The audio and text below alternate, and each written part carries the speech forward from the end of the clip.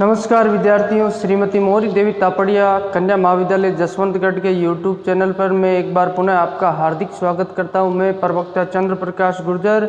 आज की क्लास हमारी BA तृतीय वर्ष के छात्रों हेतु इतिहास विषय की होगी। अब BA तृतीय वर्ष के छात्रों में जो पिछली क्लास में हमने कॉर्नवालिस कोड को पढ़ा था, जो कॉर्नवालिस संहिता को हम पढ़ रहे हैं, उस संहिता को आज हम विस्तार से जानेंगे। 1793 ईस्वी तक जो कॉर्नवालिस ने अपने जो नियम जो उन्हें न्यायिक सुधार के लिए भारत भेजा था और राजस्व वसूली के लिए जो राजस्व लगान को एक सही तरीके से वसूली को सही ढंग से करने के लिए उन्हें भेजा गया। तो कॉर्नवालिस ने लगान वसूली कर व्यवस्था को सुधारते हुए जो राजस्व व्यवस्था के पश्चात उन्होंने जो न्यायिक व्यवस्था को सही ढंग से सुधारा। जब उन्हें लगा कि यहाँ पे न्यायिक व्यवस्था में काफ़ी अराजकता और अव्यवस्था है, तो न्यायिक व्यवस्था को सुधारने के दौरान उन्होंने जो अपनी नीति बनाई और 1793 ईस्वी तक उसको प्रस्तुत किया गया और उसी को कॉर्नवालिस कोड या संहिता कहा जाता है। अब बात करें हम तो कॉर्नवालिस ने क्या क्या सुधार किए। जो अदालतें थी जो पहले कलेक्टर के पास ही दीवानी मामलों का अधिकार, फौजदारी मामलों का अधिकार और टैक्स का भी उन्हीं के पास था। एक तो टैक्स डिपार्टमेंट को अलग कर दिया और एक जुडिशरी डिपार्टमेंट यानी कर विभाग और न्याय विभाग को दोनों को अलग अलग कर दिया। और न्याय विभाग में भी उन्होंने दीवानी न्यायालयों की अलग स्थापना की और फौजदारी न्यायालयों की अलग स्थापना की। अगर दीवानी मामलों की बात करें तो दीवानी न्यायालयों में इससे आप क्या समझोगे कि दीवानी न्यायालय में क्या होता है। दीवानी न्यायालय वह है जहाँ कौन कौन से मुकदमे सुने जाएंगे। अगर किसी से लगान से संबंधित विवाद हो, राजस्व से संबंधित विवाद हो या पैसों का कोई विवाद हो, लेन देन का, ऋण का, तो उसकी सुनवाई दीवानी न्यायालयों द्वारा की जाएगी। और दूसरी तरफ फौजदारी न्यायालयों की स्थापना की, तो फौजदारी न्यायालयों में कौन कौन से सुनवाई होगी, कौन कौन से मुकदमे यहाँ आएंगे। तो यहाँ चोरी, डकैती, लूट पाट, मारपीट, जो विवाह से संबंधित, विवाह विच्छेदन से संबंधित, वो यहाँ आएंगे। तो यहाँ आप समझते हो चोरी, डकैती, मारपीट, जो आपसी झगड़े हैं उनसे संबंधित विवाद यहाँ सुलझाए जाएंगे। और दीवानी न्यायालय में आप राजस्व लगान जो है उससे संबंधित और पैसों का लेन देन है जो लोन से संबंधित है उनका विवाद होगा, वो इन न्यायालयों में सुलझाया जाएगा और बाकी के विवाद इन न्यायालयों में सुलझाए जाएंगे। अब इन न्यायालयों का विभाजन कॉर्नवालिस के द्वारा कर दिया जाता है और उसके द्वारा जो खाका एक प्रारूप तैयार करके प्रस्तुत किया जाता है उसको हम आज देखेंगे। दीवानी न्यायालय, तो सबसे छोटे स्तर की बात करते हैं हम, नीचे से ऊपर की तरफ चलेंगे, इधर भी नीचे से ऊपर की तरफ चलेंगे कि सर्वश्रेष्ठ न्यायालय कौन सा होगा जिसका निर्णय अंतिम होगा। यहाँ पे सर्वश्रेष्ठ न्यायालय कौन सा होगा जिसका निर्णय अंतिम होगा। अब बात करें तो उन्होंने सबसे छोटे स्तर पर, ग्रामीण स्तर पर मुंसिफ न्यायालय की स्थापना कर दी। अब मुंसिफ न्यायालय, इसमें अध्यक्ष कौन होगा? न्यायाधीश होगा भारतीय, और भारतीय न्यायाधीश होगा जिसे अमीन या मुंसिफ कहा जाएगा। ये भारतीय न्यायाधीश, इसे 50 रुपये तक का कोई विवाद हो उस पर फैसला देने की अनुमति होगी। मात्र 50 रुपये का जो विवाद होगा, 50 रुपये तक उस विवाद पर इसको सुलझाने की स्थिति, अगर 50 रुपये से अधिक का मामला है तो वो आगे के न्यायालय में रखा जाएगा। अब मुंसिफ न्यायालय के पश्चात जो श्रेणी क्रम निर्धारित कर दिया न्यायालयों का कि सबसे नीचे के स्तर का जो न्यायालय कौन होगा और ऊपर के स्तर का न्यायालय कौन होगा, श्रेणीबद्ध क्रम में इन्हें कर दिया गया। मुंसिफ के पश्चात आता है रजिस्ट्रार न्यायालय। ये इसके ऊपर एक छोटी बेंच होती थी। रजिस्ट्रार न्यायालय में जज मूलतः यूरोपियन जज होता था, अंग्रेज जज ही होता था और वह 200 रुपये तक के मामले को सुन सकता था। 200 रुपये तक का कई विवाद है तो उसको सुलझाने का काम किसका होगा? रजिस्ट्रार का होगा। अगर मुंसिफ न्यायालय में कोई व्यक्ति असंतुष्ट है तो इसके विरुद्ध अपील कहाँ की जाएगी? श्रेणी क्रम के अनुसार रजिस्टर न्यायालय में की जाएगी। अब रजिस्ट्रार न्यायालय के पश्चात आता है नगर जिला न्यायालय। ये जो सभी जिलों में और मुख्य जो नगर है उनमें इस न्यायालय की स्थापना की गई और इस न्यायालय को 500 रुपये तक के विवाद को सुलझाने का अधिकार दिया गया। अब इसमें जज कौन होगा? इसमें जज भी यूरोपियन अंग्रेज होगा और उसके परामर्शदाता हिंदू और मुसलमान दोनों संप्रदाय से होंगे। और ये बात इसमें स्पेशल रखी गई कि यूरोपीय लोग, जो अंग्रेज लोग होंगे, वो इस न्यायालय क्षेत्र से बाहर आएंगे, वो सिर्फ कलकत्ता न्यायालय क्षेत्र में आएंगे। तो ये इसकी मुख्य बातें रहती है।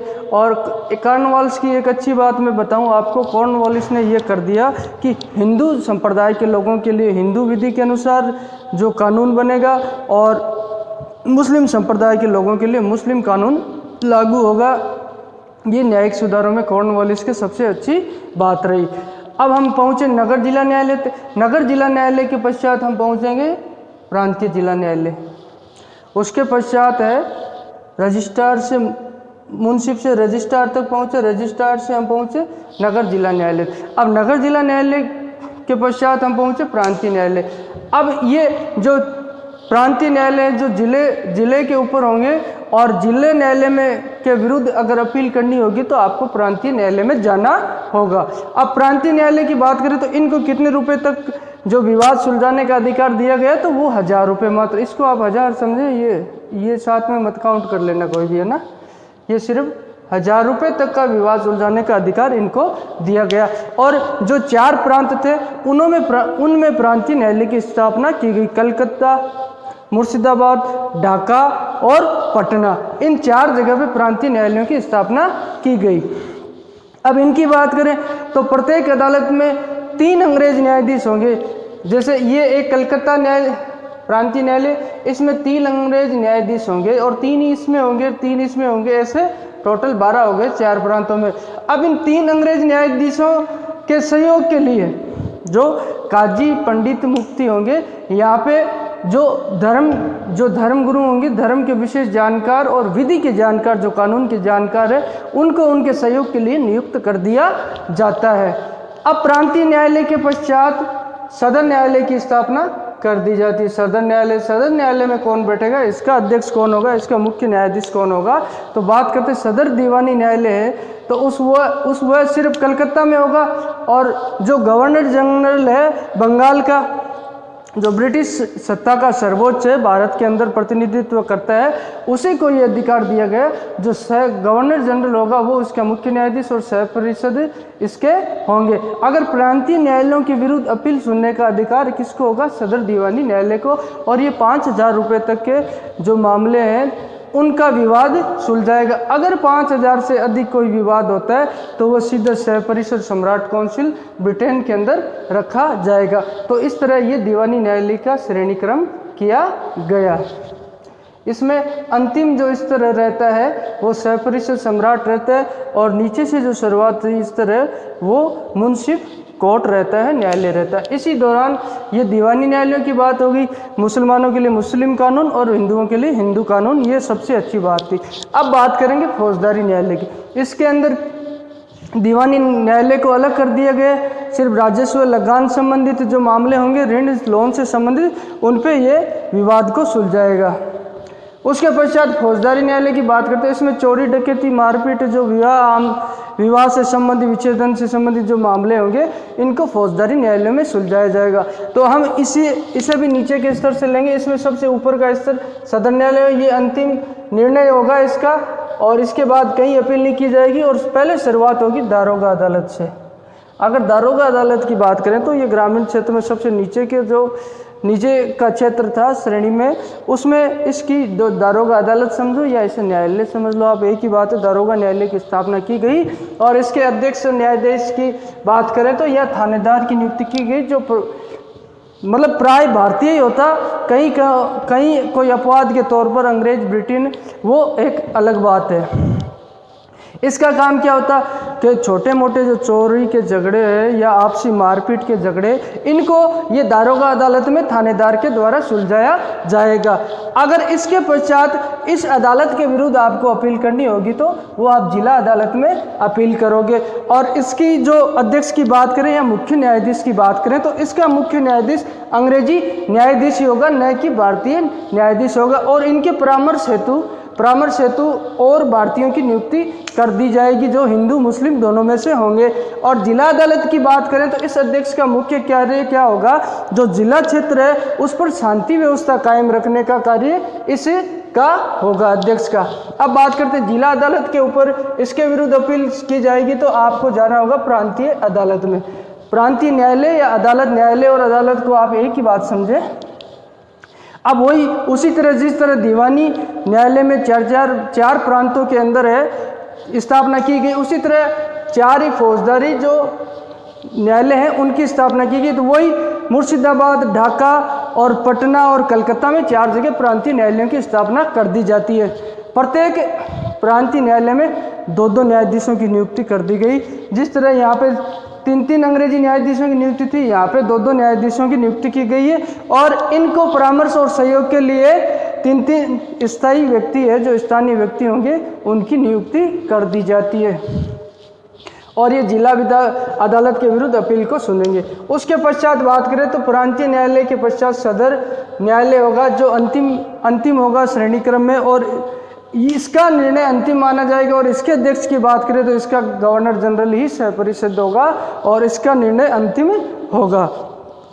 इस तरह जो लॉर्ड कॉर्नवालिस के द्वारा जो न्यायिक सुधार भारत में किए गए उनको ही कॉर्नवालिस संहिता, कॉर्नवालिस कोड कहा जाता है। उम्मीद करता हूँ अच्छे से आप समझ पाए होंगे। और जो कर विभाग है और ये जो न्यायिक विभाग है उसमें उसके द्वारा अलग विभाजन कर दिया गया और शक्तियों के पृथक्करण के सिद्धांत पर कार्य करते हुए जो लॉर्ड कॉर्नवालिस है उनके द्वारा बहुत अच्छे प्रयास किए गए।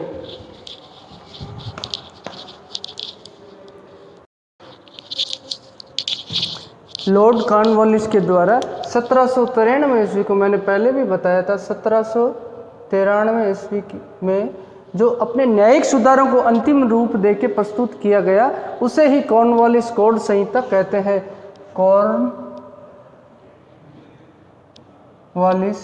कॉर्नवालिस कोड कहते हैं। अगर आपको पूछा जाए कॉर्नवालिस कोड से आप क्या समझते हैं, कॉर्नवालिस संहिता क्या है, अगर प्रतियोगिता परीक्षा में भी ऐसा क्वेश्चन आ जाए तो आप इसका जवाब देंगे लॉर्ड कॉर्नवालिस के द्वारा जो न्यायिक सुधार किए गए थे उन्हें ही कॉर्नवालिस कोड या संहिता कहा जाता है। और हमने देखा कि इन्होंने न्यायालय में क्या विभाजन कर दिया, दीवानी और फौजदारी न्यायालयों को अलग कर दिया गया। और दीवानी न्यायालयों की बात करें तो सबसे नीचे के स्तर से हम लेते हैं तो सबसे नीचे मुंसिफ कोर्ट, और उसके पश्चात उन्होंने रजिस्ट्रार कोर्ट कर दी, और रजिस्ट्रार कोर्ट के पश्चात नगर जिला न्यायाधीश यहाँ न्यायालय होगा, और इसके विरुद्ध अगर अपील सुननी होगी तो उसके पश्चात प्रांतीय न्यायालय होगा, और प्रांतीय न्यायालय के पश्चात सदर दीवानी न्यायालय होगा, उसके पश्चात सह परिषद सम्राट जो होगा ब्रिटेन में बैठेगा, उसके विरुद्ध अपील अंतिम वहाँ होगी। और फौजदारी न्यायालय की बात करें तो सबसे नीचे की श्रेणी में दारोगा अदालत होगी, और दारोगा अदालत के बाद जिला अदालत होगी, जिला अदालत के बाद प्रांतीय अदालत होगी, प्रांतीय अदालत के बाद न्यायालय के बाद सदर न्यायालय होगा, और गवर्नर जनरल का निर्णय इन मामले में अंतिम होगा। तो आज हमने कॉर्नवालिस कोड और संहिता को समझा है, आगे की क्लास में हम पुनः और देखेंगे। आज के लिए इतना ही पढ़ेंगे। उम्मीद करता हूँ आपको सही ढंग से समझ में आया हो। किसी तरह की समस्या हो, शंका हो तो आप जो है मुझे, अभी मैं ग्रुप बनाऊंगा आपका WhatsApp group BA 3rd year के स्टूडेंट्स के लिए, तो उसमें आप कमेंट्स के माध्यम से मुझे जो पूछ सकते हैं, और आपके सुझाव आमंत्रित है। किसी तरह की समस्या हो, शंका हो तो आप निसंकोच पूछ सकते हो, और निरंतर आप पढ़ते रहिए। और ये जो मैं पढ़ा रहा हूँ, ये आप ये भी ध्यान रखिए कि सिर्फ आप इसको जो अपने जो सिर्फ BA तृतीय वर्ष की क्लास के जो एग्ज़ाम है उसको फाइट करने के नज़रिए से मत देखिए, इसको आप प्रतियोगिता परीक्षा भी के ध्यान से देखते रहिए। आने वाली जो एग्ज़ाम्स, कंपटीशन एग्ज़ाम होंगे उनमें भी आपके बेहतर रूप से काम आएगी। अब अगर आपसे कहीं पूछ लिया जाए सदर दीवानी न्यायालय में कितने रुपयों तक के मामले की सुनवाई होती थी, ये क्वेश्चन पुटअप हो सकता है कहीं भी जो कंपटीशन एग्ज़ाम है, तो यहाँ 5,000 रुपये इसके आंसर होते थे। इनको आप नोट डाउन कीजिए और इनको घर पे आप समय का सदुपयोग करते हुए, कोरोना वायरस की जो मार है उसको ध्यान में रखते हुए, यहाँ आप उसमें जो साथ क्लासेस चलती है उसमें नोट डाउन ज़रूर करते रहिए। आज के लिए बस इतना ही। बहुत बहुत धन्यवाद। और आगे की क्लास में मिलेंगे। Thank you.